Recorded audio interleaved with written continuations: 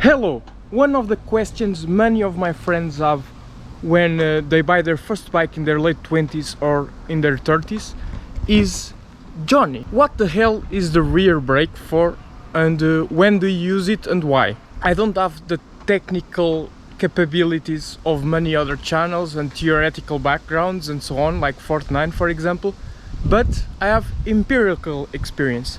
So in this video I'm gonna show you how I use it and why, and I hope you learn a bit with me and maybe you can criticize or teach me something in the comments. So join me, let's go right together for a bit. So as you can see here, I usually brake with both the front brake and the rear brake. Just a little bit with the rear brake and mostly with the front brake because it brakes more. But the rear brake is really good to add some stability. So usually when I brake with both of them in most circumstances.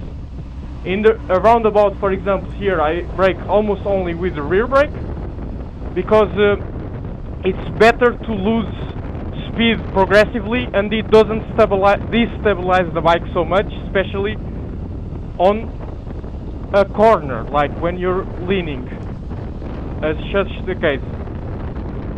Especially if you're in the middle of a corner, and you really need to brake, just use the rear brake because the front brake is gonna really upset your bike. But you can use the front brake if you are already braking before entering the corner. When you are in the middle of traffic, such as here, you might want to touch the rear brake a little bit, going between cars, as such, because it gives you a tiny bit of stability. The bike likes to go upright when you're braking a tiny little bit, and the rear brake gives you stability without compromising on your traction, or your loss of control. That's another thing, like if you get scared and you just brake really hard, if you do that with the rear brake you might slide the rear wheel and it's not very serious. But if you slide the front wheel, so if you get scared and you just press the front brake very hard, you're gonna probably lock the wheel and just fall. That's also why in conditions when there's a lot of things happening, like right now, I like to have one finger on my front brake, like here, so I don't hum it if I need to stop, and just have my foot over the rear brake, even if I'm not braking. So another use I have for the rear brake, which is in my opinion the first one I really noticed that made a big difference, is to hold your bike, which is more important when you're in a slope going up and you have to stop because of a red light or something. So if you have to stop going up, you press the rear, like the bike wants to fall back, right? So if you have your foot on the rear brake steady, like with some strength in it, you're going to be very stable and very still, let's say, which is extremely useful if you live in a hilly city such as Lisbon, for example. And something I really like to do as well, to have a smooth transition when you're in a red light going up and then it gets green, is to have my foot on the rear brake and I have my hands free so I can do whatever.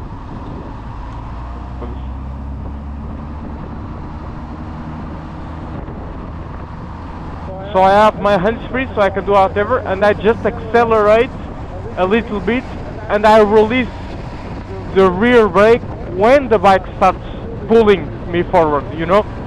So I make sure I don't fall back anything, and it's just smooth sailing, smooth transition between being still on a slope, which is something many bikers don't like to do, and start moving again without any instability. Shit, there's new radars here.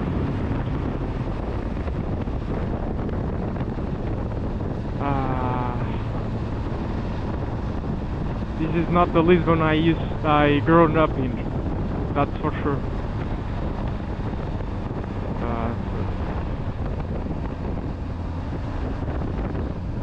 I wanted to show you the use of the rear brake in these corners, but with the radars I'm not sure I can do that.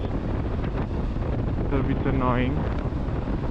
But yeah, basically you're here, you want to lean, and you're leaning. No, you don't want to lean, you're leaning, and you need to lose some speed. You just press the rear brake. You just press the rear brake. Don't go for the front brake, because then your wheel might be upset, your front wheel, and you can crash. So just the rear, like here, just the rear wheel. Okay, I'm too fast, lose a bit of speed, then go again. And the front wheel, the front brake also has the weird thing I experienced, which is experience. I don't have theoretical background, but just by empirical evidence, it tends to straighten your bike somehow or so you tend to fall off the path of the curve, of the corner, you know, so you just go straight and you go out of the corner and you crash. With the rear wheel brake, I don't feel that as much. That's it for this video. I hope you liked, you enjoyed, and you learned something or not, I don't know. Leave a comment saying if you learned something or not, or correcting some bullshit I said. And I hope I see you soon in the next video.